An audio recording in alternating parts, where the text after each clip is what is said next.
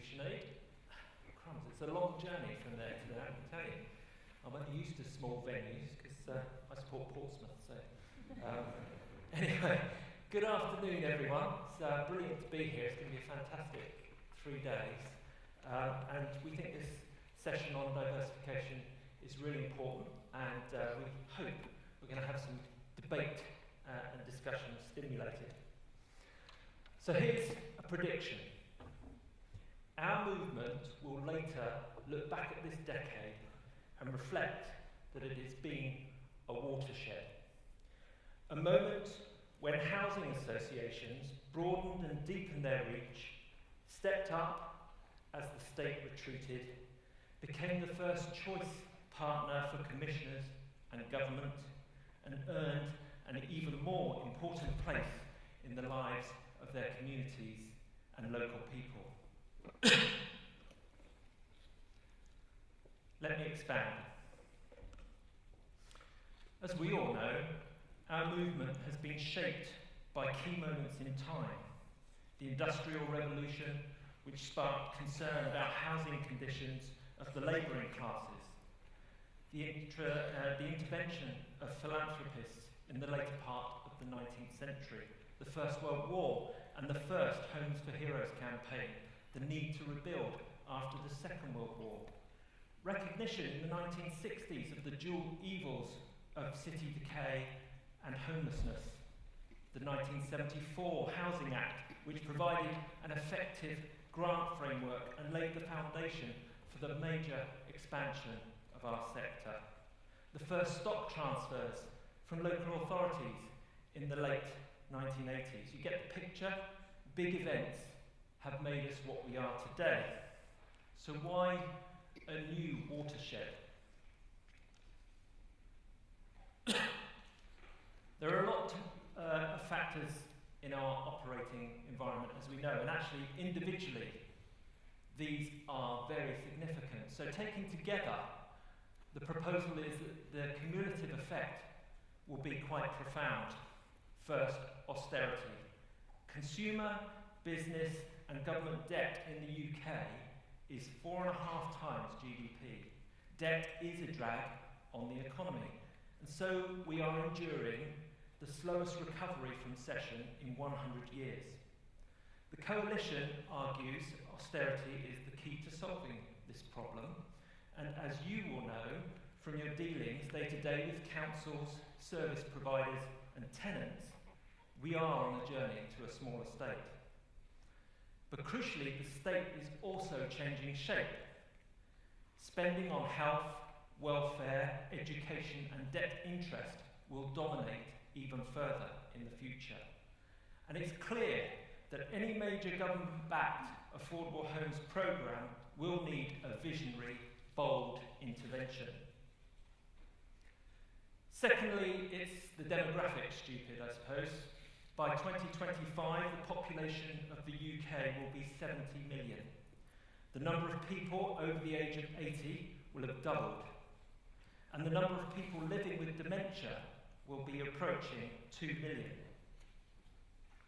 Third, and I'd actually argue perhaps most fundamental, society is still recovering from a series of institutional and market failures, well beyond those in the city. The undermining of political authority, the erosion of trust in the media, police failings, the appalling state of care in some public sector institutions, excessive profits generated by some private utility companies, and the widespread failure of many systems of regulation. There remains a real sense in which those responsible for the misdemeanours and incompetence have not yet been held to account. And worse, effective remedies are yet to be put in place. Accountability and transparency remain the watchwords for all of us.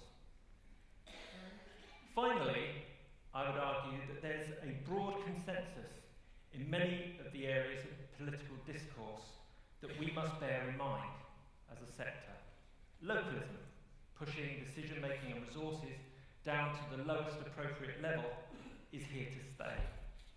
A focus on aspiration, mobility, and hard work in an effort to emphasise the stake ordinary people have in society, the encouragement of community and personal responsibility, where the state was perceived to have led to a culture of dependence and entitlement, the remodelling of public services so that they are more responsive to customer needs, more transparent and delivered by a wider range of providers, with a focus, as we know, on integration and prevention.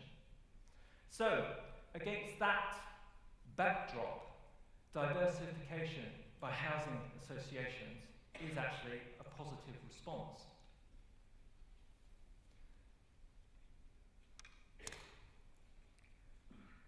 Diversification can, of course, be about focusing on the housing crisis. The broken housing system impacts on conditions and the standard of living for an increasing proportion of the population. 1 in 5 people or households in this country is dependent on the state for support in meeting their housing costs. There are 1.8 million people on the register for social housing. And it is clear as day to ordinary people that we have runaway house prices and rents in many parts of the country. It's not surprising then that some associations respond by delivering a wider range of housing solutions beyond traditional social rent. This includes affordable rent, homes for market rent, shared ownership, and for outright sale. Now, some worry that providing a full spectrum of housing options is a break with our tradition. But we now have a housing system that is so broken, with unmet need across most income groups, that these strategies are compatible with the missions of many organisations.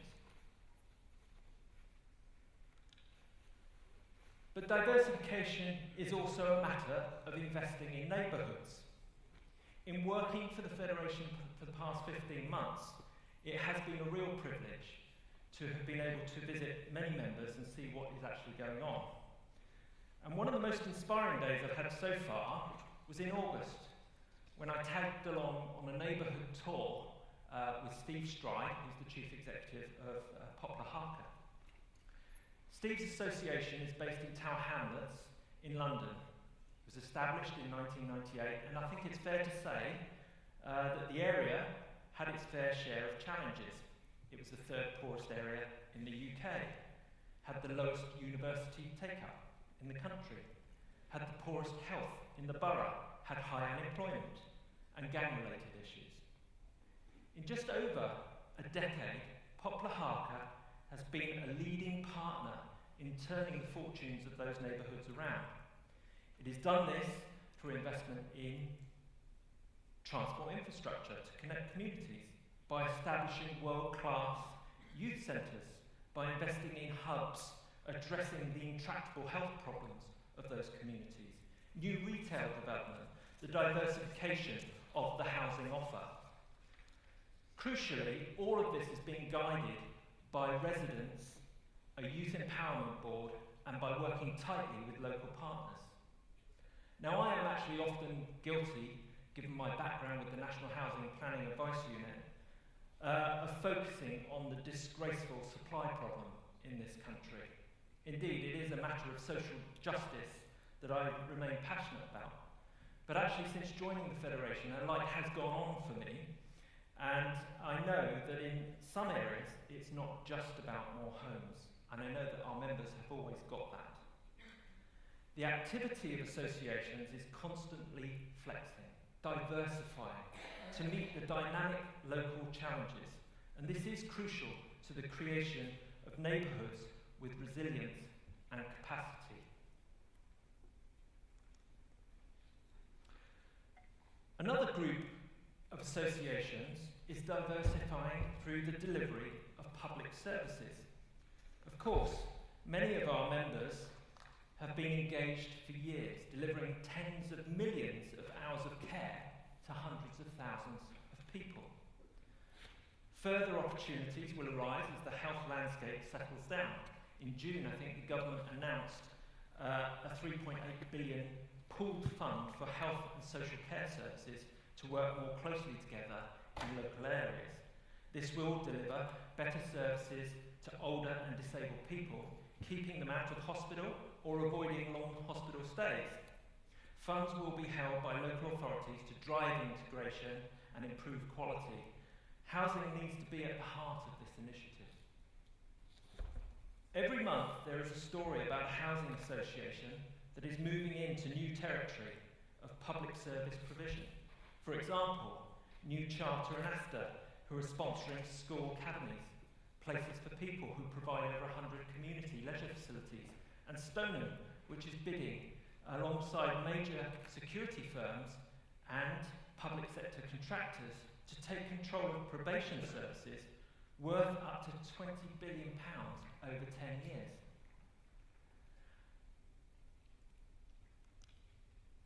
Diversification will sometimes be about generating a cross-subsidy for the mission.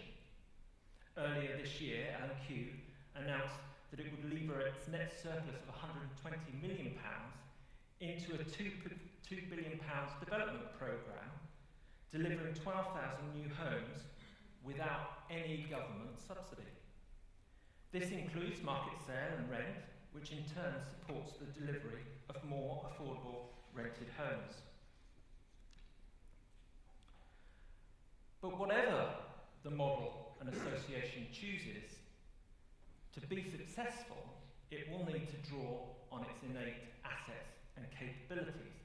Now, these strengths may well include operating surpluses, unencumbered assets, location, and at a time when the government wants to keep costs off of its books, there is a keen interest in how our model might be levered across other areas of public service provision. But we also have a range of softer assets to offer. Things such as expertise. For instance, Sinead's association, which incorporates PM training, enterprise providing apprenticeships, vocational training and industry work experience. For others, a strong local reputation, perhaps for collaborative working, such as in the case of Plusdane, will open doors. Associations will often have a better understanding of local people and issues than other agencies. We are all in it for the long term, and rather than leaking surpluses to shareholders, we reinvest.